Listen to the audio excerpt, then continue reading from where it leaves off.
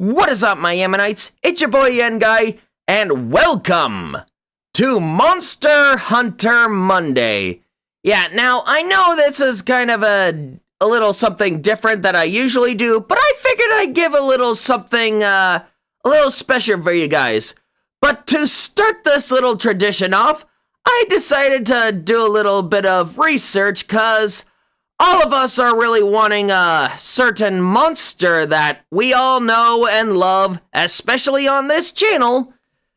But I have to say, unfortunately, I do not think lagiacrus is going to be in wilds due to various technical issues. But I could most certainly be wrong, and I would most certainly welcome whatever plans they have in store for our favorite sea dragon. To understand what he is, well, I'm gonna let this guy explain. So without further ado, let's take a deep dive into this little lecture, shall we? Oh, and always, links are in the description. Let's take a deep dive into this, shall we? Here we go. Ah, yes. Home turf. A glimmer illuminates the abyss, pulsing, growing, shining. It alights the watery dark, but it reveals not treasures of times I past, really wish underwater nor combat would wonders return. untold. For what lurks beneath is the conqueror of the sea. Yes.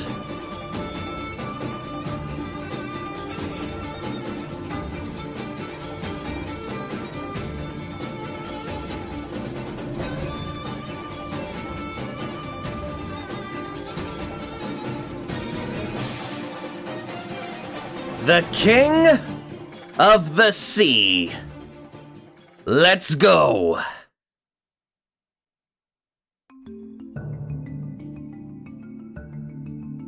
Moga Island. This is my home turf, guys. To know the world, one must explore it. Yep. All of it. Every corner, no matter how remote or small, deserves one's attention if the goal is to measure and understand our planet.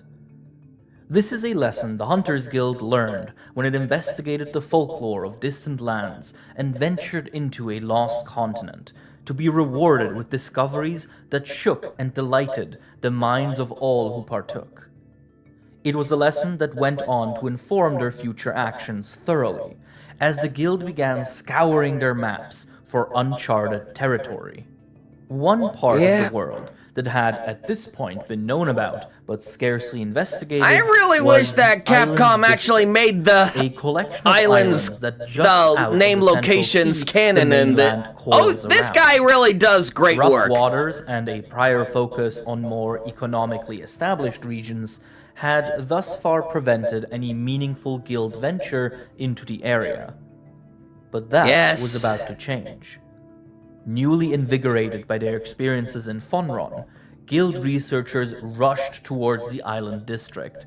Hey, I was a local, but I was a very eager hunter. Of what is now called the third generation of Guild research. That's me. The island district had, of course, always been somewhat populated even before Guild activity in the region kicked off. Small villages have existed here and there since time immemorial, and the area is considered. Oh, hold on, let's see. The Sea Folk. The Sea Folk are a unique culture that inhabits the seas of the known world. While they are broadly humanoid in appearance, many of them sport various vestigial aquatic adaptations. The exact degree of these adaptations varies greatly between individuals. They are excellent swimmers and make their living as fishermen and ocean rangers. Alongside humans, Wyverians, Linians, and Trovarians, the Sea Folk are considered one of the 5 major races of our world and are said to have originated in the island district. Well, if I was canon in the Monster Hunter franchise, I would actually be considered as a sea folk, cause, Merdrake. I actually want to see more of these guys. Why? Can we have more of these people out here and about? More sea culture, please? Capcom? Guys? I want to go back to the ocean. I miss home. Birthplace of the Sea Folk, one of the 5 major races of our world, after all. With the help of these sparse populations, the guild was able to chart and discover many new, unique ecosystems that had developed in complete isolation. One of the most bountiful of these discoveries was the deserted island. It is one of the largest islands in the district and, as the name suggests, is mostly uninhabited.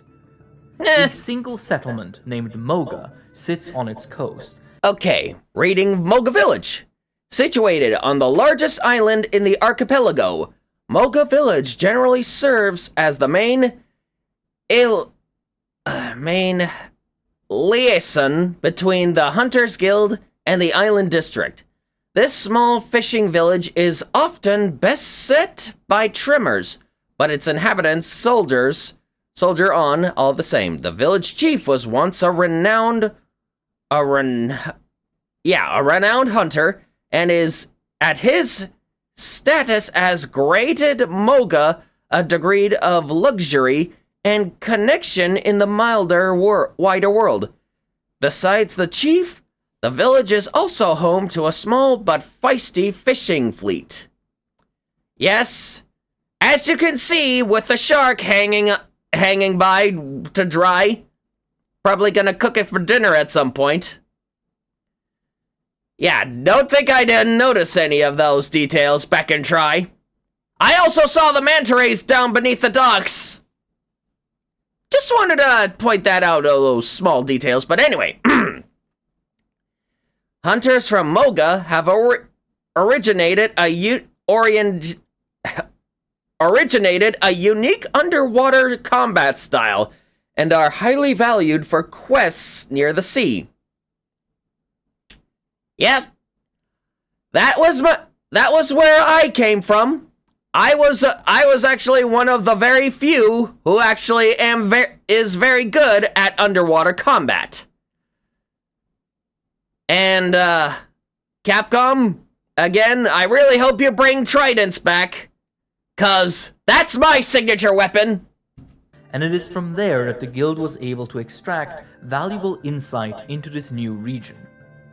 While the guild calls it the deserted island, it is also colloquially often called Moga Island. Research progressed well, with hunters even discovering a regional variation of the royal rafts here. And but after their experiences with Fonron and Elder Dragons in general, I gotta pause here, cause that Rathian kinda reminds me of my biggest mistake when I fought my very first Rathalos. I thought they were one and the same, but oh boy was I wrong. The guild also made sure to pay attention to the local rumors and legends swirling within settlements like Moga. Can we explore more of this region again? Towards the next great discovery. Luckily, the islander communities were full of stories and folklore worth investigating. There were memories of rumblings that shook Moga every so often, and tales of a wyvern that swallows the world whole. But 2 stories that caught the guild's attention both related to the sea. Fishermen spoke of a phenomenon they called the Shining Vortex. Okay, numerous fishermen describe this bizarre phenomenon in the island district. A large whirlpool may appear without warning, sucking in fish and boats alike. This whirling current aligns with an eerie blue glow and crackles with a loud roar. It is one of the first things Mogan fishermen learn to avoid. But, of course, I've had experience with the creature behind the scenes, but we're about to find out what made it. Wherein a powerful whirlpool formed in the sea that glowed with an eerie blue energy. This bizarre occurrence could easily sink ships, and sailors were advised to avoid it at all costs. For good The reason. second myth that grabbed the guild's attention was that of the Lord of the Sea, said to be a massive sea dragon that attacks fisher boats if disturbed. Another warning to young upstart sailors. Seeing the possibility of these two stories being linked, the guild I launched see- an I see you, investigation Dragon into Watch. the waters near Moga, despite the extremely limited ability to survey the oceans. For a while, this endeavor went nowhere, and They while should have other gotten small their feet monsters were wet discovered sooner. on these islands regularly, the Lord of the Sea Darn remained landlubbers. absent. Then, one day, a hunter who was tasked with gathering food on the deserted island watched an enormous sea creature lunge out of the depths and drag a bird wyvern into a watery grave. After this incident, the guild was able to spot this creature a few more times, and each time their confusion grew. It looked like an aquatic monster, but it did not resemble any known piscine wyverns at all. After some back and forth with the Scrivener's Lodge, Okay, the Leviathan Order. My first Leviathan was, of course, the Royal Ludroth, but the Leviathan Order, the discovery of Moga's Lord of the Sea, shook the guild's research halls. It was clearly an aquatic monster, but did not resemble piscine wyverns, which had so far been the only known monster groups to live in water. After some heated debates, it was decided to majorly overhaul the guild phylogeny and create a new order called the Leviathans. Leviathans are defined by their swimming or burrowing style like piscine wyverns.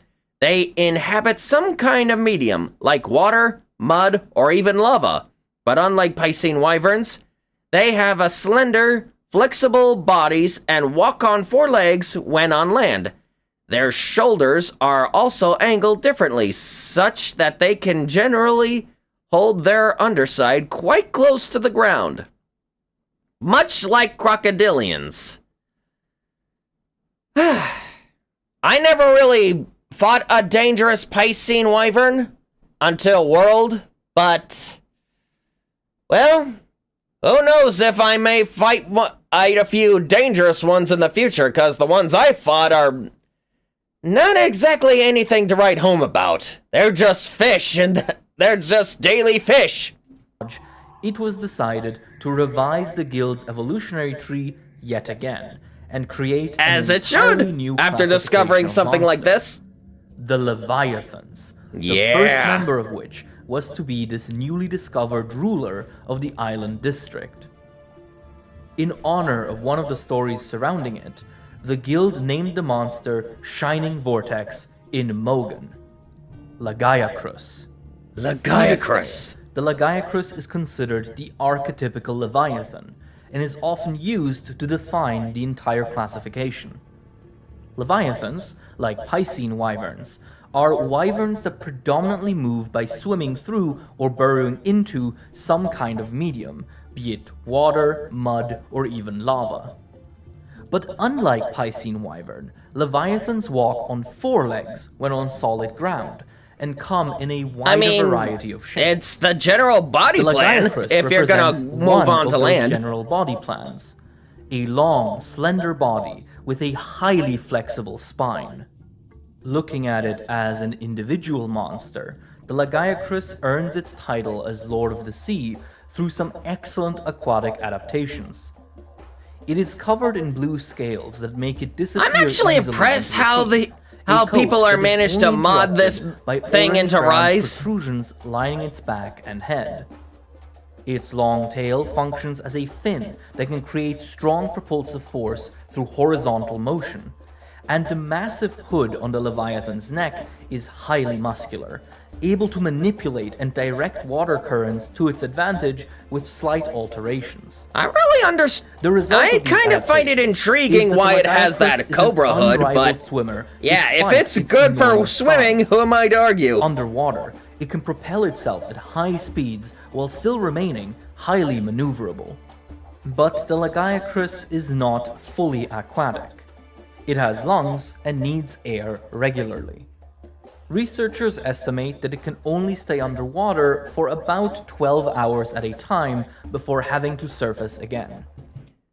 That's still a pretty long time. I mean, that's a lot longer than sperm whales or even seals. I mean, 12 hours? That's a very long time. I mean, it doesn't have gills, but still. Yeah, it's not gonna be drowning anytime soon with a lung capacity like that. While underwater, Okay, the political valve. Like various crocodilians, the lagiacrus employs a political valve while underwater. This flap of tissue can close down in order to prevent seawater from entering the body through the mouth. This is vital for hunting underwater.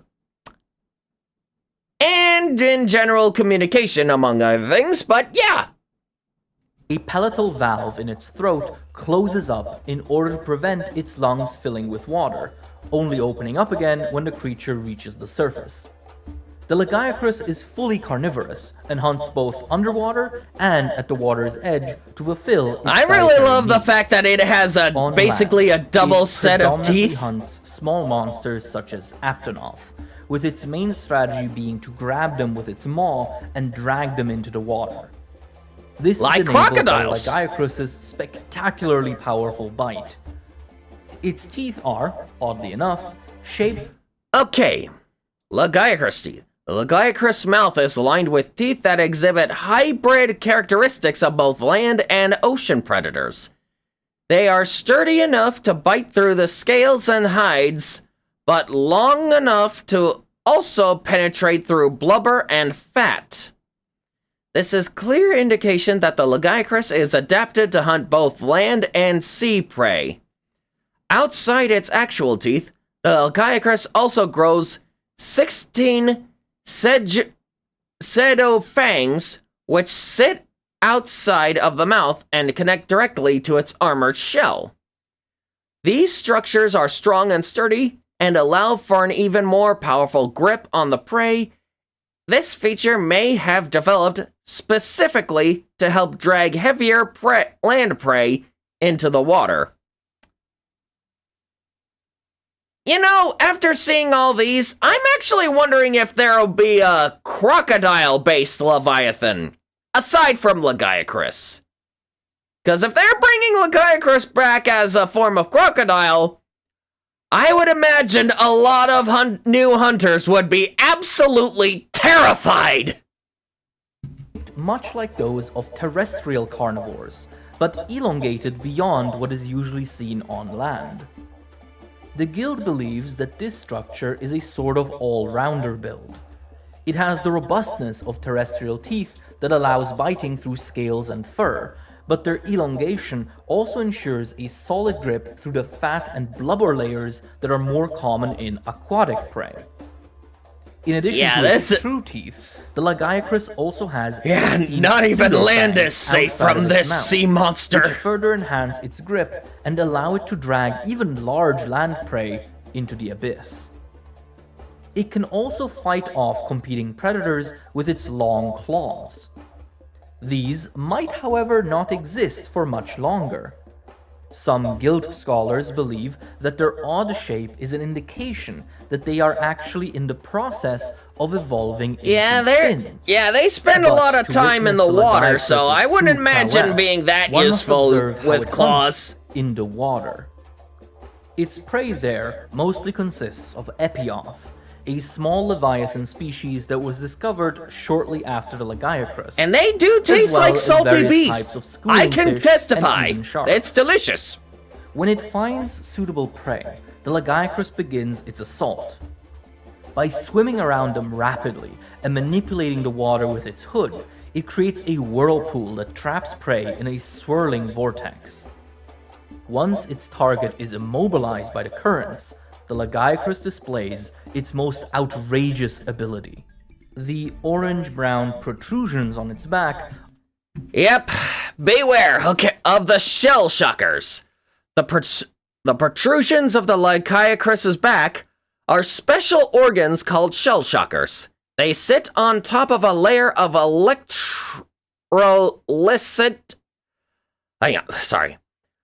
A layer of electrolytic muscle that, when stimulated, rapidly contracts and relaxes. This produces an electric charge, which travels up to the shell shockers, whose porous surface holds various storage cells. These cells are capable of holding the charge for a limited time, enabling the Leviathan to stockpile its charges. Once the shell shockers are fully charged, they glow blue and can release their payload as massive electrical discharges. Because this is a muscular process, it can cause physical exhaustion and fatigue to the lagiacrus over time. Basically, something like electric eels do, but in a much bigger scale. Even if it's limited time, I would not want to be caught in that thunderstorm. Are special organs called shell shockers and sit on top of a layer of specialized white muscle. When stimulated, these muscles contract and relax hundreds of times per second. This rapid oscillation interacts with an electrolytic chemical on the muscle's surface and produces an electric charge. This charge then travels up to the shell shockers, which are highly porous. These pores hold special storage cells, which can hold onto the electric charge for some time. As the reaction goes on, more and more electricity is held in the shell shocker's pores, as the protrusions begin to glow with energy. Once this process reaches criticality, the lagiacrus releases the stored electric energy into a powerful pulse, electrifying the water around it and the shining any prey that whirlpools was previously immobilized by the whirlpool. This shock is strong enough to instantly kill smaller prey, and will reliably stun larger prey long enough to be devoured without trouble. This hunting strategy is believed to be where the Shining Vortex myth, the monsters named after, originated Yep. from. What fishermen saw as a bizarre ocean phenomenon was actually a lagiacrus hunting with the help of its electric shocks, producing a whirlpool illuminated by thunderous blue light.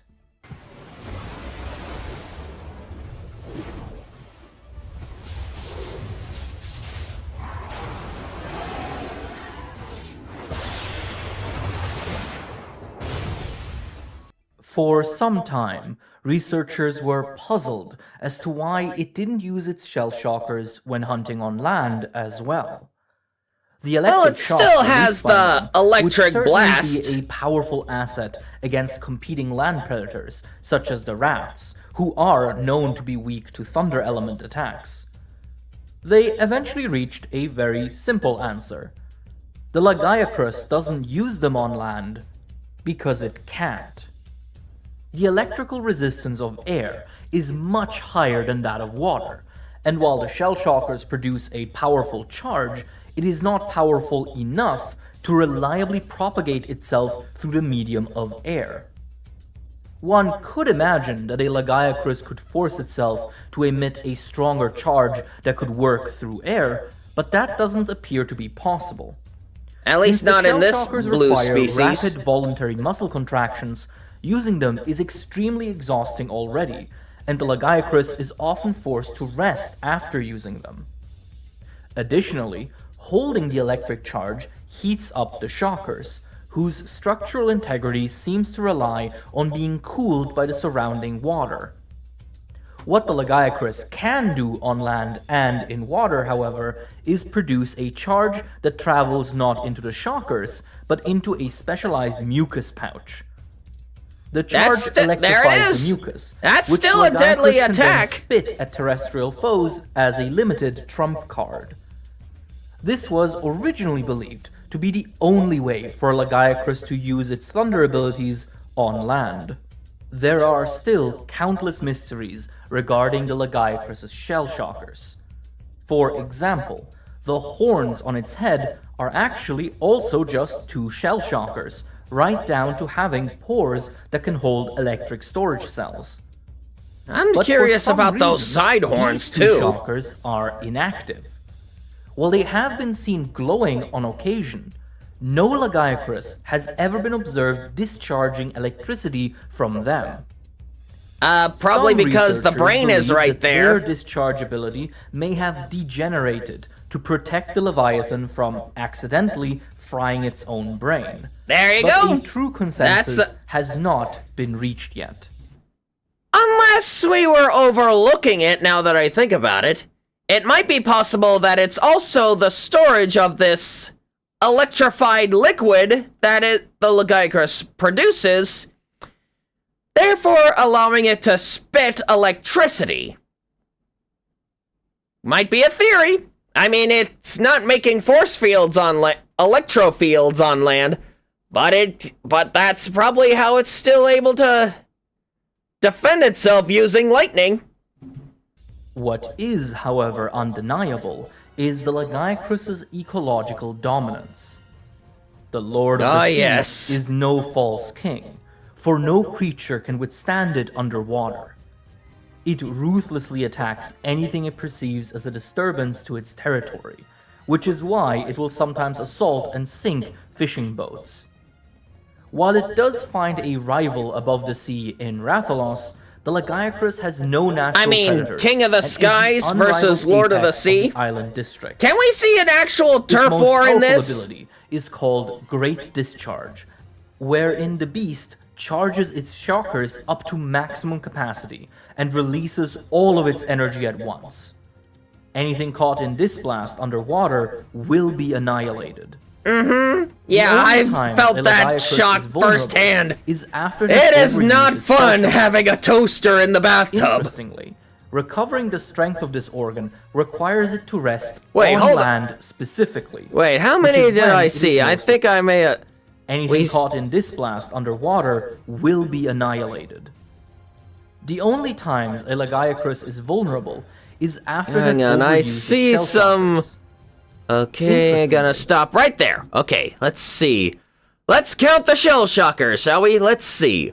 1, 2, 3, 4, 5, and if I'm not mistaken, 6. So, this specimen actually has 12 shell shockers on its back. And counting the head, that makes 14. That's a lot of battery power! Recovering the strength of this organ requires it to rest on land specifically, which is when it is most exposed.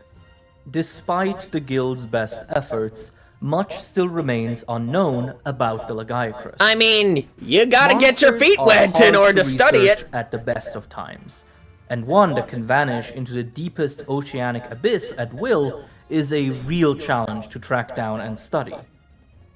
They appear to nest on land, as a few lagiacrus have been spotted hanging around a nest-like area on the deserted island. Many leviathans that have been discovered since are known to nest on land as well, so it is possible that the lagiacrus That's my has first a similar leviathan that I breeding killed. strategy. Besides that, no breeding or social behavior has ever been observed. I mean, Some we're scholars talking have about an proposed underwater that monster the shell here. shockers might have originally developed as a means of bioluminescence, which would allow lagiacrus to communicate with each other in the dark waters using light signals. This is, however, also still under investigation. Another oddity about the lagiacrus is its regional distribution. While it was originally believed to be unique to the island district, it has since been seen in the Terosu region as well, in both salt and fresh water. Which begs the question: if it's so widespread, would it make more sense we would see it in other areas, like the New World right here, or other lands over here? I would most certainly think so. I mean, it's a very big ocean, Bring back our boy, please! Despite this wide range and the variable water conditions these populations live in, no obvious regional variations have ever been recorded or classified. To further add to the mystery, recent sightings of lagiacrus have included baffling reports of it being able to use its shell shockers freely, even on land. While it was initially dismissed as young hunters trying to tell fanciful stories, the frequency of these reports cannot be ignored. A thorough investigation is currently all the pending. monsters I've hunted in the sea are even before literally these in the more sea. recent reports, stories of a lagiacrus wielding its full power on land did in fact exist. Most notably, the village chief of Moga. Okay, Moga Chief. Monster hunting is a dangerous profession, and anyone who lives long enough to retire peacefully after doing it commands respect by virtue of that alone. But even among the old men of the guild, the status of the Moga Chief is unique. The exact nature of his exploits are vague, but it is generally agreed upon that he is an extraordinary monster hunter in his youth, powerful, fearless, and able to find friends wherever he went, even now. The guild gladly grants him any request out of respect. He claims that he retired after an encounter with a creature very similar to lagiacrus. Can we meet this guy again, please? And the other villagers at Mocha Village, cause I want to return to the sea. Who himself had been and they are great characters, damn it. His youth claimed that his career was ended by such a beast, a lagiacrus, pale-shelled and heavy-set, whose thunder danced freely across the solid Okay, ground. I've never fought an ivory lagiacrus, because I only have the someone of such status, the guild had no choice but to investigate. This would reveal itself to be a wise decision, as not long after, researchers spotted the creature described by the chief, a white subspecies of lagiacrus, dubbed ivory lagiacrus. This exceedingly rare monster is largely identical to the more commonly known blue lagiacrus, with the main difference being a larger body covered in white scales. The lord of the sea and the conqueror of the land, the genus lagiacrus is a family of royalty, and these two species together form a duo of apex predators that rule the island district ferociously. But in the whispers of history, you know, since the ivory lagiacrus is more terrestrial, I actually wonder if that's going to be released first before they release underwater combat, now that I think about it. I mean, it could be escaping into the water a little bit more often, but I don't know, it might be, I would actually love to see that. I haven't fought ivory lagiacrus, but I want to fight the full trio. Oh, sorry, spoiler warning. But yeah, bring back our sea dragon! Lives another member of this royal family, a dark monarch of the abyss.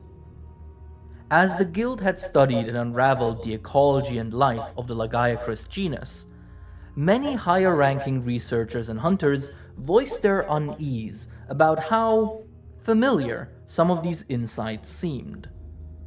For within the old records of the guild, in dusty libraries of ancient tomes, there was passing mention of a creature not unlike the lagiacrus. But it was not a monster that ruled the water's surface, nor did it conquer the land. It was This down in the creature depths. was said to watch over the darkest depths of our world's oceans. The passage mentioning its existence ended with a short poem that, roughly translated, goes as follows. From the abyss's darkest cave comes the master of the wave, consumer of the world entire, devil of the sea most dire. Fear it as you fear the grave. It soon became clear that the guild would have to investigate this legend one way or another, and so a large-scale survey of the seas near Moga began. The Mogans provided crucial assistance here. In their folklore, it was said that every few decades or so, an abyssal dragon would surface near the ruins under the island. Well, this dragon, the dragon that I fought in those ruins was Sadeus. But, yeah, that's probably another video for another time. So, proceeding? These ruins were thought to be the ancestral city of the previous civilization that lived on this island, and the Abyss Dragon was considered a watchful guardian that came to inspect Old Moga even in its watery decay.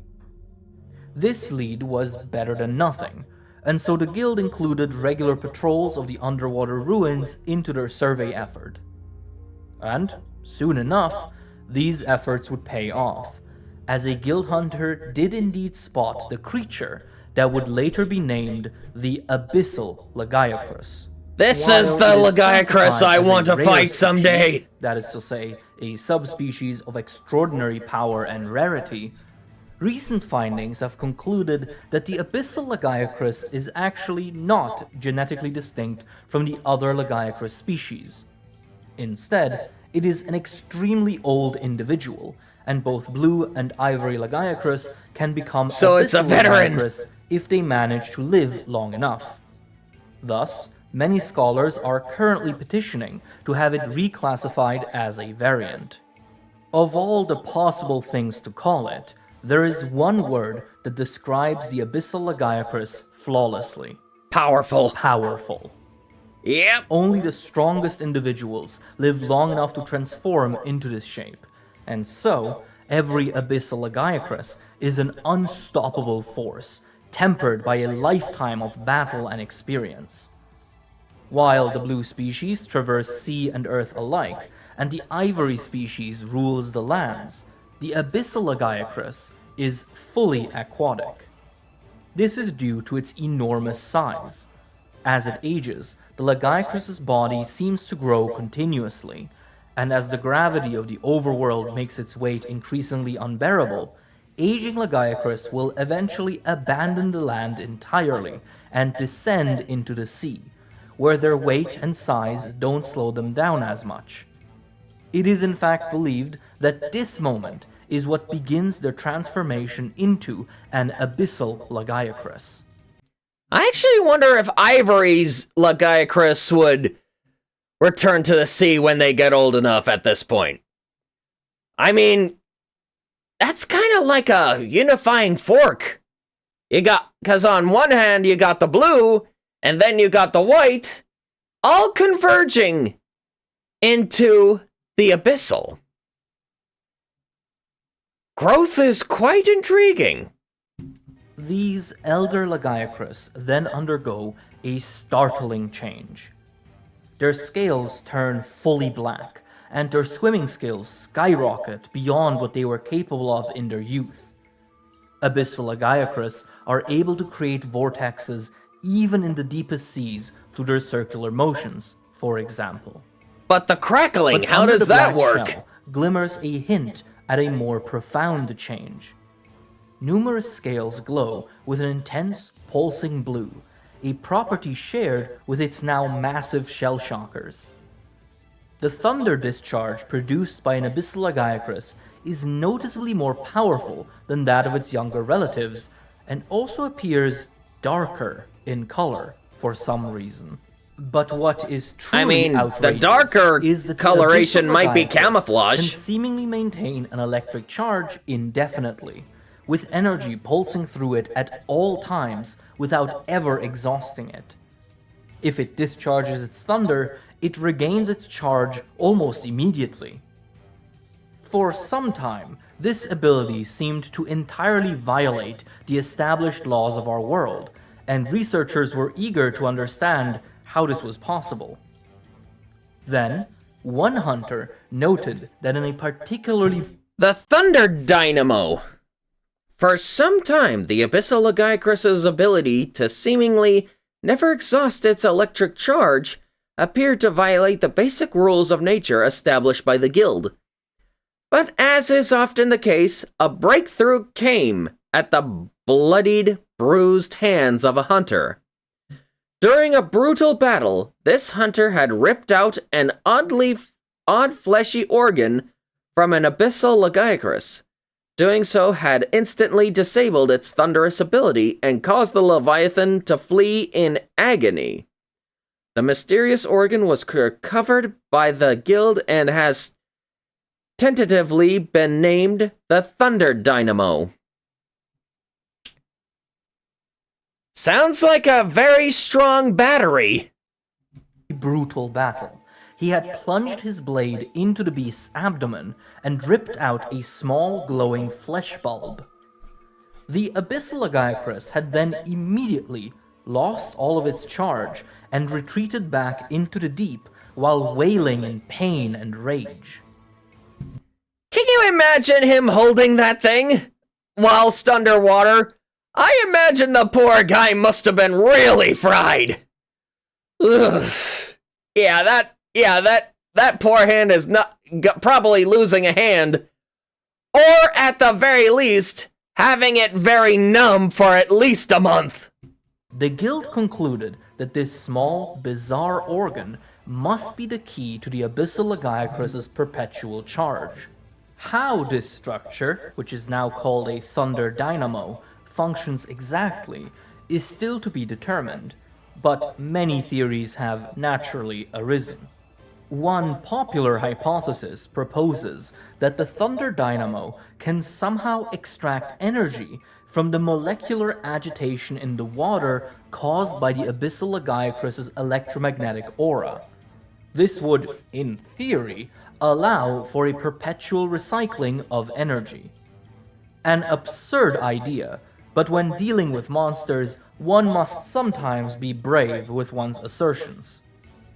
A tamer hypothesis suggests that whatever the exact structure of the dynamo may be, it probably developed as a way to enable the abyssal lagiacrus's bioluminescence, as it probably uses the light it passively produces to lure and confuse deep-sea prey. I would imagine it might have developed over time as a means to using the muscles to expand and contract simultaneously, or connected through the bloodstream, hence the muscle, heart, lungs, and other organs and other muscles. I would imagine those would come into play, putting those electrical impulses going to the dynamo, making that extra hold, and further enhancing those shell shockers. Or something like that. One way or another, countless mysteries still surround this creature, and the deep waters are exceptionally skilled at keeping them just out of our reach. Yeah. And yet, so few are willing to go Next down time in the deep. On Monster Hunter Ecology. And that concludes our exploration for our undersea voyage. If you liked it and you want to see Lagiacrus return at some point, please be sure to leave a like, subscribe, get lucky today, and as always, my Ammonites, I will see you at the next dive. Yana bye!